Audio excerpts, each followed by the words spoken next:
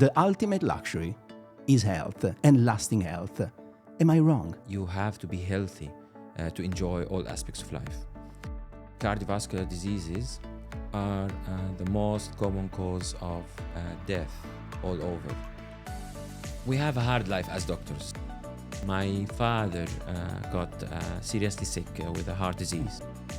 These minutes after finishing the coronary angiogram, when you save somebody's life, the thing that gives us the power to go back and back and back and do it again and again do it and again and again. I wanted to have this superpower. There is an overwhelming evidence. We have studies that say that stress plays a major role in developing atherosclerosis and developing heart diseases.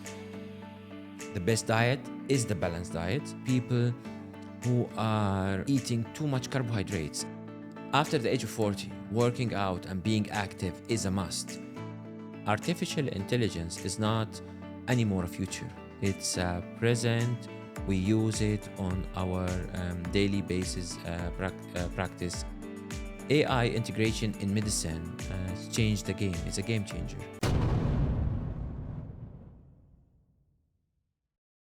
I'm Carlo Pignataro, and this is a new episode of Lux and Friends. Speaking of Lux, today's episode delves into the ultimate luxury, one that transcends wealth, age, culture, personality, and even dreams. The luxury of lasting health, and specifically coronary health. We are honored to have Dr. Shady Habboush with us today. Born and raised in Dubai, he returned to the UAE after 15 years of dedicated service in German hospitals. Dr. Habboush is committed to advancing cardiovascular health in his home country and holds one of the first certifications in AI, artificial intelligence, medical heart solutions from the Gulf Interventional Society in collaboration with the American Cardiac Society. His work, published in international journals, reflects his ongoing efforts to improve patient care and outcomes. With Dr. Habboush, I aim to understand how technology, science, medicine, and a bit of wisdom can help us live meaningful lives while taking care of our hearts. An organ that is not just the subject of beautiful metaphors, but also the physical engine that keeps us going. Dr. Habboush, thank you for being with me today. Hi, Carlo. How are you? I'm good, thank you, and I'm delighted to have you on the show today. And I have so many questions because, as I said at the beginning, the ultimate luxury is health and lasting health. Am I wrong? I totally agree with you. Health, heart health, generally physical health is fundamental for luxury. You cannot enjoy your life without having health. When we define luxury, there are many opinions and many definitions for luxury, but we all agree that you have to be healthy to enjoy all aspects of life. Health, heart health, cardiovascular diseases are the most common cause of death all over, among all other diseases. And being healthy, in my opinion, is really important for having a luxurious and meaningful life. A meaningful life. And speaking of the cardiac disease, I did some research before meeting you today, and I realized that, as you just said, heart failure is the number one cause of death worldwide on a global scale. What I see here is approximately 17.99 million deaths annually, which represents 32% of all global health. Why is that? What is causing it? How can we prevent it from happening? Well, it's not heart failure, it's cardiovascular diseases. Okay. I mean, all causes of death due to heart and vascular diseases are the most common cause of death among other diseases. Unfortunately, when we go back in history, we have made huge advances in medicine all over, especially in cardiology, but we still struggling that just for example, for me as an interventional cardiologist, I can tell you these numbers. 2 to 3 out of 5 people who are having a heart attack with a cardiogenic shock, means a huge heart attack, will not make it. even if they have the best medical facilities. I mean, I'm talking about people in New York, in Dubai, in Tokyo, in all over. We will lose 2 to 3 people out of 5 who have a big heart attack. So the cardiac and the heart cardiovascular diseases remain the most important, the single most important cause of death among all other diseases, including cancers, including all other diseases. Now, asking about the cause as simple as that will be very complicated to explain. It's a majority, or it's a variety of factors that play a role why we have these diseases and why we cannot manage them in the way we should. They are important. So I understand it's quite a wide spectrum that we need to look at. But in terms of prevention, knowing that this is such a dangerous area to touch, what can we do, normal people, in our everyday life to try and, to start with, being alerted? So what can I do to recognize the signs that something is happening here that needs to be checked? And secondly, how can we, if not prevent it, but postpone it? Good. Good question. Now, prevention in cardiac medicine is a big field. It's a subspecialty. It's something we study over years, and it is a big, important subject. Nowadays, where we have all the possibilities, all the machines, artificial intelligence, we think that we can do some things to... No. It is as simple as as simple and as boring when we hear it again and again.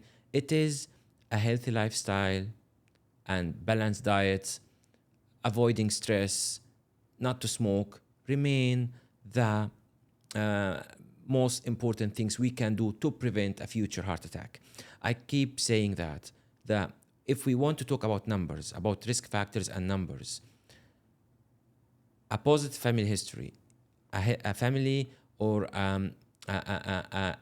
the genes to have coronary artery disease remain the most important cause, the most important risk. When we talk about prevention, we try to talk about risks that we can modify, that we can change. Cholesterol, still there in the top. It's the most important thing that we can change. There are many details, many things we can talk about that, but we have to know that cholesterol is the most important risk. And I'll just tell you 3. And down there, I know it's boring, I know we hear that every day, it's smoking. And just near smoking is being active and doing exercises. Avoiding these things, or knowing to how to deal with these things, will help us postpone or avoid a heart attack, a coronary artery disease, and prevent a catastrophe. Okay, to the risk of sounding boring to you, but allow me to be granular into what you just said for a number of reasons. The first one, I'll be turning 50 this year. So I know I'm a subject at risk. Also, I have a history of familiarity. My father had an heart attack at the age of 57. Thankfully, everything went well, and now he's in perfect health. However, so you mentioned a few things, and I'd like to elaborate more on those. The first one, stress. What part does stress play into coronary and heart and vascular diseases? There is an overwhelming evidence. We have studies that say that stress plays a major role in developing atherosclerosis and developing heart diseases. When we compare people who are living in stressful places, important cities where they have to work all the time, no breaks, financial issues, and compared to people who are living in villages, or people who are living a simple life, we can notice a huge difference in the prevalence of people who have heart diseases.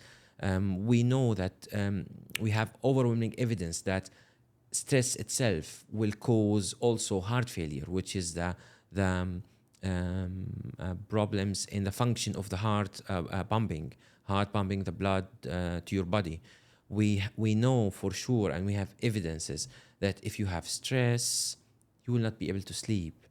And if you don't sleep, this will make you, over time, this will make you at risk of having high blood pressure and diabetes, and both are one of the factors that will make you have a heart problem. So in general, definitely, stress is related to heart diseases in many aspects, and avoiding stress is maybe hard, but knowing how to manage stress, how to deal with stress in our daily life is extremely important.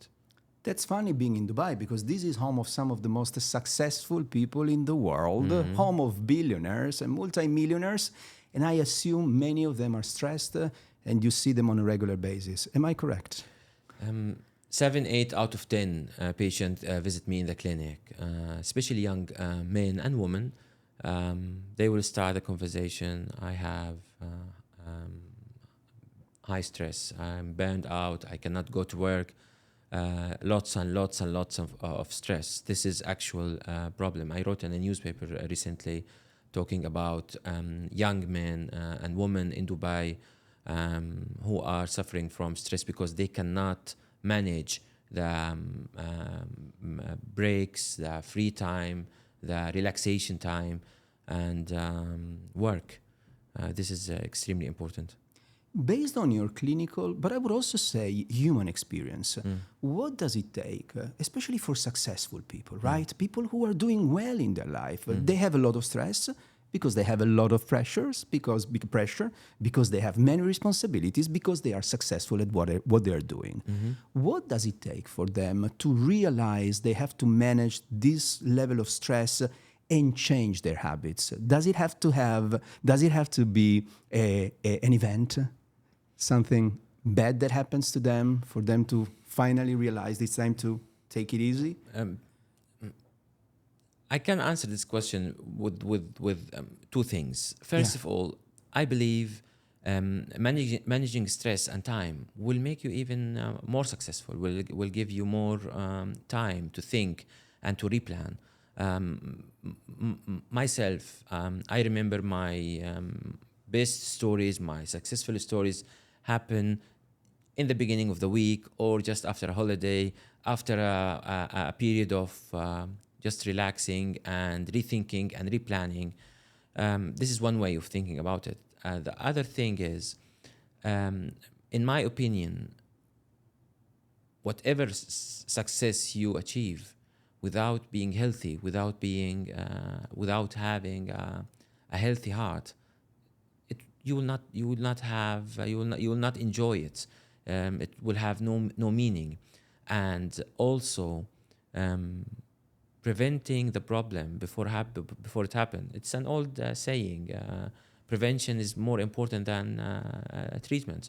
And sometimes after being sick, or if you come too late, you will have this will be too late to change, in my opinion. It's too late to change. Yes, it will be too late to change. You also mentioned a balanced diet. I'm an Italian by origins. Where I was born, a balanced diet is pasta at lunch, a snake with a homemade biscuit, and pizza for dinner. Can you explain? Now, let's be serious. Can you explain in simple terms for our listeners and viewers, what does having a balanced diet mean, and how can they improve their diet? We physicians are struggling with finding the right diet all the time. And we have invented many ways, a keto diet, many other types of a diet. And we have, we know for now, all the studies, the best nutritionists from all over the world, a balanced diet is definitely the answer. Many people will come to the clinic and start saying, look, I don't eat meat, I don't eat chicken, I don't eat any proteins, I don't have cholesterol. And this is big. Let me talk specifically about what problem do I face. The best diet is the balanced diet. the problems I see every day in the clinic are people who are eating too much carbohydrates. In my opinion, this is one of the biggest points we have to talk about. Many people eat carbohydrates. You have mentioned Italy and the pastas, but you agree with me. The supermarket pasta that comes with a plastic bag is not the pasta you ate in Italy, right? Well, sometimes you have to. You have to. But I understand. understand. White flour full of sugar. I do that also myself. But going back to fibers, vegetables, fruit, a balanced diet, olive oil is definitely the answer. Not much of everything.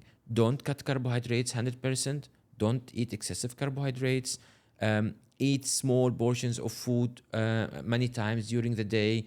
Intermittent fasting in some cases is one of the best answers. This is my answer. I do skip breakfast most of the days. Well, I don't agree with you. No? I don't agree with you. Wouldn't you see it as a form of intermittent fasting? It is.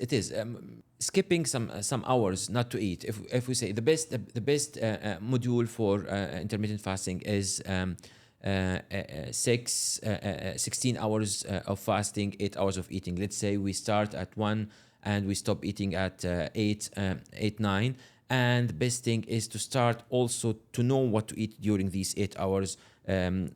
Fruit, vegetables, fibers, and balanced diets is good. But to say generally, especially for young people, because many school kids come to me to the clinic and they will start saying, look, I don't have breakfast, so I'm fine. I just have my coffee, my cigarette. Yeah. I'm fine for the examination. And this is something, for sure, if we do it with an intention to fast for some hours, I will start with a good breakfast at 1 o'clock because I'm doing the intermittent fasting. Okay, I agree with you. But to generally say I skip breakfast, okay, let's not generalize that. I understand. How about sugar? Let me explain. Ever since I started looking seriously into diet, I realized that sugar is considered one of the worst poisons we may have. And unfortunately, it seems to be everywhere. What's your take on sugar?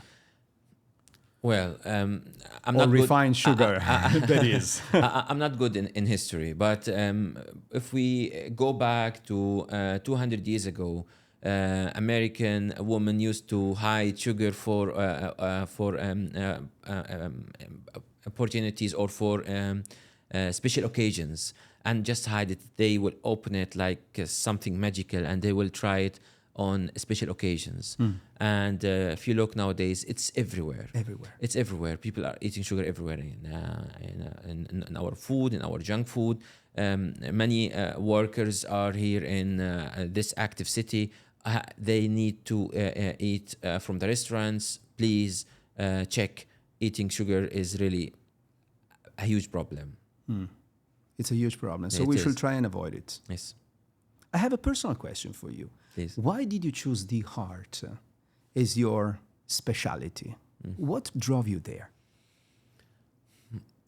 Well, for me, as a young student in the school, I want to be a heart doctor without knowing what's exactly going on. Just like the name, I like the name, just being a heart doctor. But then, as a young resident in the ER, I saw the impact of the interventional cardiologist over people's life. A guy will reach the hospital with a heart attack. The doctor will arrive, and he will do what is called the coronary angiogram. I didn't know what that is exactly at that time. And then the patient will go home. And that really just attracted me. I wanted to have this superpower.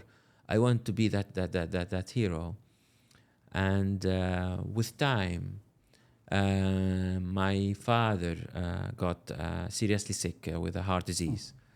And I stayed near my father for weeks in the ICU, in the intensive care unit.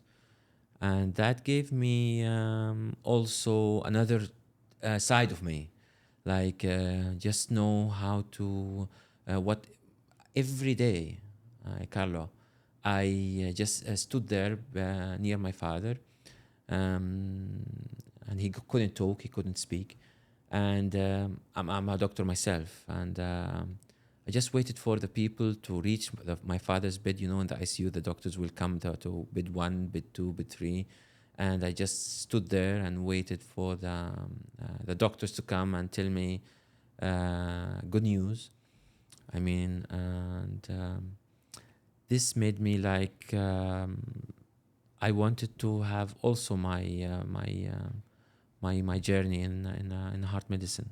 Yes. Is your father still with us? Yes. Oh, he is. fantastic. He is. He's stronger than before. He's there. Yes, it was, but it really changed my life as a doctor. Can I imagine. mean, I wanted to do it. The first time I saw a doctor treating a patient in the ER, he brought his small laptop and he told me I'm doing some ultrasound. I didn't understand much that time. And then he treated the patient with some angiogram. The patient went home. I was fascinated. I wanted to do it. But having the story with my father made me another person and made me really just want to have more and more. I love what you said. When you portrayed yourself or what you dreamt about, being that superhero. Has there been a case, I'm sure there are many, but one that comes to mind now, where you said to yourself, yes, I made it. I was that superhero that I was dreaming about as a student. We have a hard life as doctors. I Yes. mean, our holidays are not the normal holidays. We are not like, we don't live the normal life that people live. All doctors, not only cardiologists. And you keep saying, you are not the richest as a doctor. You are working for 24/7. So what is that special for you to be a doctor? And these minutes after finishing the coronary angiogram, when you save somebody's life, for us, it's now a simple procedure, a coronary angiogram. An interventional cardiologist will do it within minutes, 10 to 15 minutes. You will open that heart artery, the coronary artery that is making the problem. And that same person who is half alive and who is really struggling and in pain will ask you the same question every single time. I want to go home. And the looking, the eyes of the family will look at you like you are really a superhero. And this is actually the thing that give us the power to go back and back and back and do it again and again do it and again and Yeah. again. What's the role of communication in doing well what you do? Let me explain what I mean. And first off, I was very pleased that you accepted my invitation because you somehow expressed a liking for this thing, expressing what you do, teaching people, helping people with the wisdom and so forth.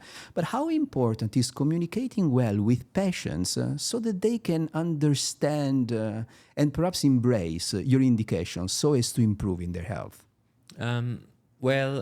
Two aspects. Yeah.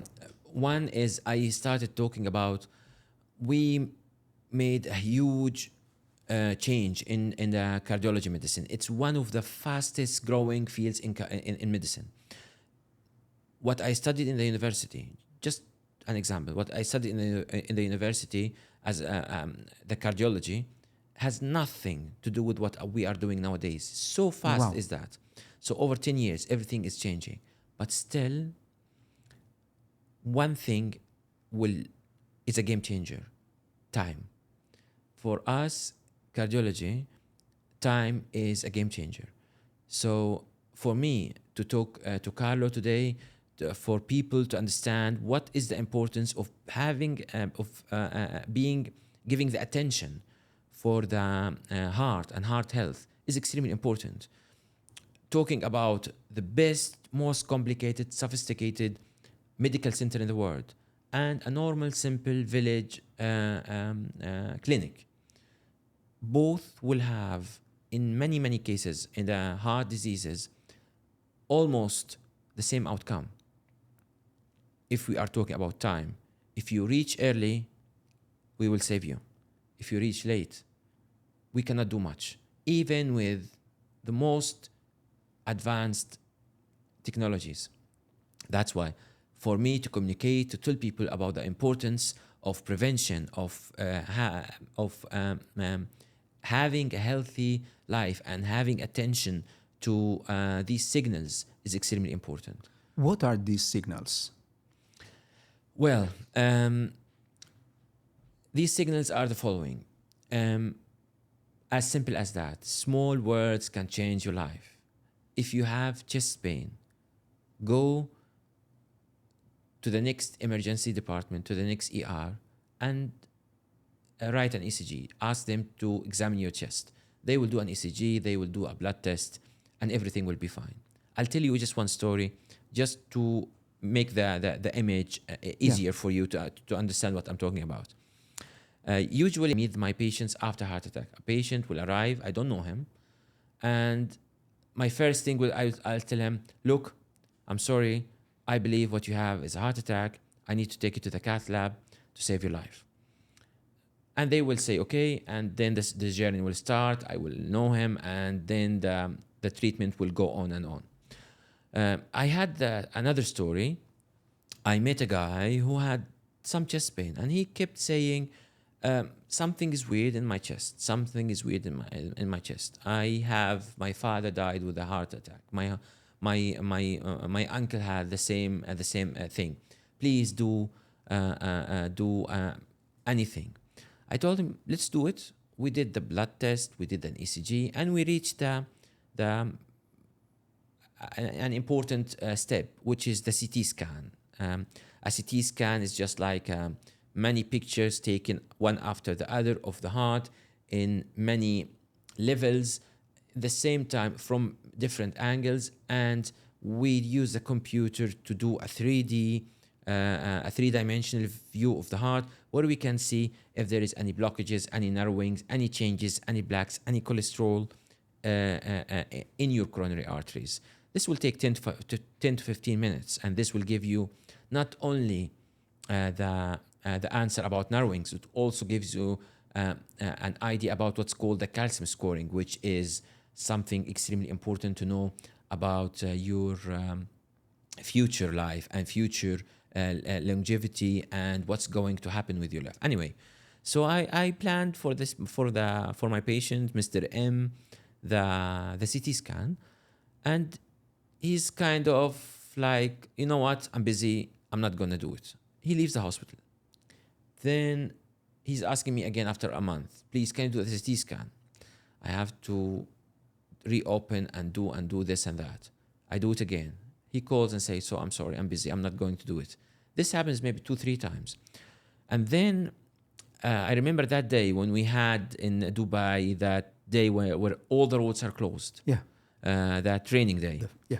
And he calls me and says, hi, doctor, I'm sorry I'm annoying you. I know you are not in the clinic today, but something is weird in my chest. I was in the gym, and I don't know, I think I have some heaviness in my chest. No, it was in my arm, and some weird feeling in my hand, in my shoulder, and I don't know what to do. I told him, look, it's 99% something that from the muscle, from the gym. Don't ignore it. Go to the next ER and do an ECG. He said, no, I cannot reach your hospital. It's raining, the roads are closed. Don't go to my hospital. Just go to the nearest ER and do an ECG. 30 minutes later, he calls me. No, I did it. My neighbor had a strong car and we reached the hospital. And then I did an ECG. And I look at the ECG and the patient is having an acute heart attack. One of his coronary arteries is closed. And you have no idea. I did everything to reach the hospital, and we opened his artery. We saved his life. Thanks God, everything went fine. So back to the question. It's as simple as that. If you have chest pain, just reach the hospital, do an ECG, and do the blood test. 8 out of 10 who come to my clinic having chest pain will not have a heart problem. And we are happy. After doing the ECG for some minutes and the blood test, we will know that everything is fine and you can go home. But this can save people's life. That can save people's lives. So you mentioned this a fast advancing field, and there are many new technologies. So what you studied 10 years ago is no longer applicable, I mean, in terms of daily practice. So what are these latest frontiers? What are these latest technologies? And most importantly, and this is one of the reasons that I really wanted you on the show, you are one of the few that have artificial intelligence certification applied to cardiovascular health. What does it mean? What are those latest frontiers? I was lucky that I joined the Gulf Interventional Society.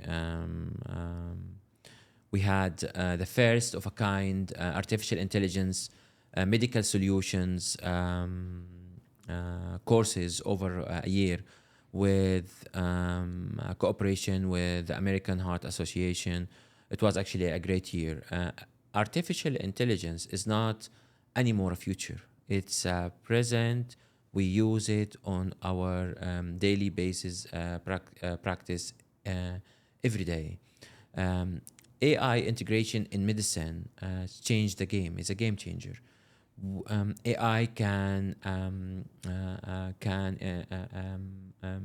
process a vast amount of data, like images, like genetics, like risk factors, and give us a fast, most importantly, fast answers and precise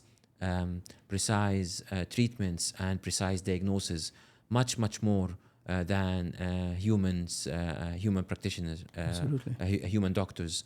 And this is a game changer. I'll give you just some examples. What we do in the clinic, we use AI to analyze thousands of images, like echo images, electrocardiogram, and we reach a precise diagnosis within seconds. We use these smart wearable devices to monitor the patients and tell the doctors exactly what is going on live directly. And this changed the game because it is very fast and accurate. And if we want to dig deep in AI and cardiology, so the old classic way of treating coronary artery diseases, let's imagine a tube like a coronary artery, the artery, let's imagine that artery. So I look at it and I say it is 3 millimeters, and Carlo will look at it and say it's 2.5 millimeters, and it is 12 millimeters long, and you will say it is 15 millimeters long. The difference is 2-3 millimeters. And this is in the field of cardiology, in the field of heart medicine. This is a huge difference. And nowadays, you don't have to do that. You just ask the computer and it will tell you exactly where to begin, where to finish, what's exactly the diameter, how it looks like from inside. And when you repair the artery from inside, it will give you also live colorful pictures of the stents where it's exactly standing, and we will compare it to other similar cases and will give you the most accurate solution you have to follow. And it sounds very complicated, but it is really amazing. It's really fast. I had a young policeman, 26 year old, and the younger the patient, the more accurate and precise he should be, because he's going to need his treatment for a long period of time. Sure. And a tiny little person, and I looked at his artery, and I've seen many coronary arteries, and I said it is at most 2.75 millimeters. And my other consultant, my other colleague, he judged maybe 3.2, and we measured it with artificial intelligence. It was 4.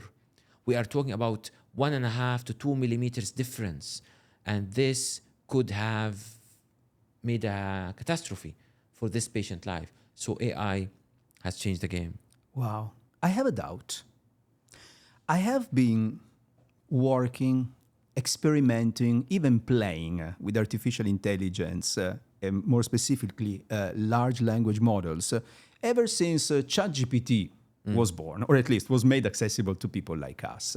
And I'm astonished by the advancement. I mean, what we do today is hundreds of times more powerful than what we could do only a few months ago. But I noticed that not always the answers are accurate. They sound and look accurate, but sometimes are not. So do you experience the same in the medical field? Do you still need to double check what artificial intelligence is telling you? Definitely, it will not work without humans, Yeah. at least until now. I know if you ask people like Elon Musk will say AI will take the world. I understand that. But on our daily basis, what we practice nowadays, you as a doctor, you have to give it the right data. You have to give it the right informations for you to work, for the AI to work good. I mean, I have to find the right artery and go to that place and think this can be the problem, and then put the camera inside and take the information and put them in the computer and ask the AI about a specific question to get the right answer. It's not like AI will take over all. Definitely, you have to give it the right information for you to work good. So the answer is only as good as the question. Yes. Okay. Now, there's another topic in the medical field that is of interest of the general public, which is longevity. Now, I'm referring to the work of people like David Sinclair or Walter Longo, fellow Italian, in terms of diet and the lifestyle applied to longevity. But also the work of people like Peter Diamandis, one of the technologies that says, you know what, death is a disease, we can cure it and we don't have to die. Or even Brian Johnson, who's using his body as a walking laboratory, testing everything that is available to try and not only live longer, but actually rejuvenate with time. What is your take on this? Are we really going to live beyond the age of 100? And most importantly, are we going to stay young for longer? Longevity and trying to make cure aging is definitely exciting and have many potentials. Work from Sinclair or from Longo is amazing. Trying to understand aging and trying to cure it is definitely something very interesting. We know more and more now about humans, about aging. But honestly, I think treating aging and at all is still a long way off, a long way to reach this field. But if we want to talk about practical things, cardiovascular diseases are the most common cause of death worldwide. If we know how to have a healthy heart, definitely we will live longer and we will live healthier. If we give more attention to prevention of cardiovascular diseases, we will definitely live longer. And we can give you an example with numbers. I will talk about it now because I hear it nowadays everywhere. Everyone is talking like everyone wants to treat cholesterol because cholesterol is like industry. You know, after COVID, everyone's saying we don't believe in vaccines. We don't believe in this medical industry. It's just industry. We have overwhelming evidence that taking statins, taking the medications to treat cholesterol for certain patients will give them decades of life. Decades of life. We know that for sure. And for some people who have this genetic high cholesterol problem, lipoprotein or LDL cholesterol, having a healthy diet and being active and doing exercise, unfortunately, will not solve the problem. You need to treat it with medication. And this is an active and an honest example of giving attention for cardiovascular diseases, and this will definitely prolong humans' life. Very interesting. How about alcohol? Is it that bad? I mean, a glass of wine once in a while? my answer to that, to my patient, is if you really want to drink alcohol, at least don't make it every day. If you look at it as it is a hard work for your liver, don't make your liver work hard every single day. Leave it for special occasions, for the weekends. Drinking one beer every day, or to drink 3 beers at the weekend. No, drink 3 beers at the weekend. Oh. So don't give your body days of free alcohol days. This is a free alcohol time. This is definitely much better than taking a sip every single day. And workout is a given, isn't it? People have to work out, they have to be active. After the age of 40, working out and being active is a must. Is a must. Every single hour. It is not like it's a proven science. Every single hour will give you 3 healthy hours. If I can talk to my patient now who is unhealthy and he's 50 or 60, and he will ask me, take the time back. What shall I do if I can't take the time back to prevent me having this and that disease? I will tell him, be active and do exercises.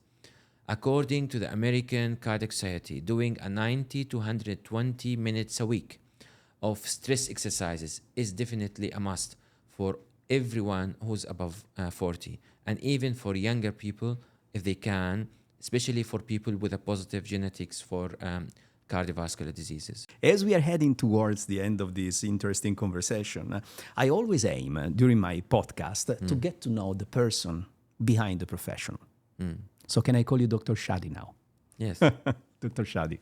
You know, the podcast is titled Lux and Friends. Lux stands for the luxury industry where I come from and where a large portion of our audience works and operates.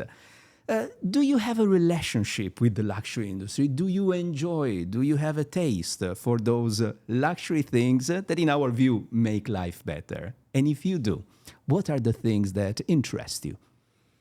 I really enjoy many aspects of luxury. I try all the time to differentiate between material luxury and true luxury. Let's say something as a doctor. Health is definitely the ultimate luxury. I agree. This is the first point I need to mention. Hands down. Many activities. I'm a captain. I go and drive my mini yacht, my boat, once every week with my family and friends. In my opinion, this is the ultimate luxury. Treating yourself in spa retreats, for example, having a luxury device, a monitoring device, investing in such luxury, I think this will pay off. I know it will pay off. Avoiding material luxury and finding the balance between work and free time is, in my opinion, something very important and something will make a huge change and will pay off. I agree with you. And you know what? You just made me reflect on the fact that in all my years of experience in the luxury industry, and I'm talking about hard luxury, the physical goods, fashion, jewelry, watches, you name it. But I realized that the most sophisticated clients, those who can not only afford to buy whatever they wish, but who have a taste and an understanding, they don't have a material attraction. They have some sort of a mental, intellectual, or even spiritual attraction to the finest things in life. True. I believe that giving attention to details is luxury. Yeah. Just invest in personalized nutritional plans, or in going to a high-notch fitness facility, and investing in relaxing and spas is definitely definition in luxury, in my opinion. And this, and not to forget that having good health is the ultimate luxury. Having everything without health It's worth nothing. is worth nothing. Is worth nothing, and we see that every day. As working in the hospital, we see that every day. Taking care of your health is the ultimate luxury. Is the ultimate luxury. Dr. Shady, have we missed anything so far?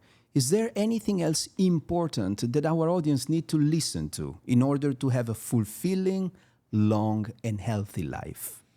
Give attention to your health before it is too late. Give attention, invest, and I mean it by invest in your health, because this is what actually matters. Having a conscious decisions towards your health and prevention of diseases will change many things. Let me mention as a doctor the word screening. Having a good medical facility where you can go and do your regular screening is extremely important. A 35-year-old woman needs to go and check for breast cancer. Men and women in the age of 45 to 50 needs to go and do colonoscopy to check on intestine.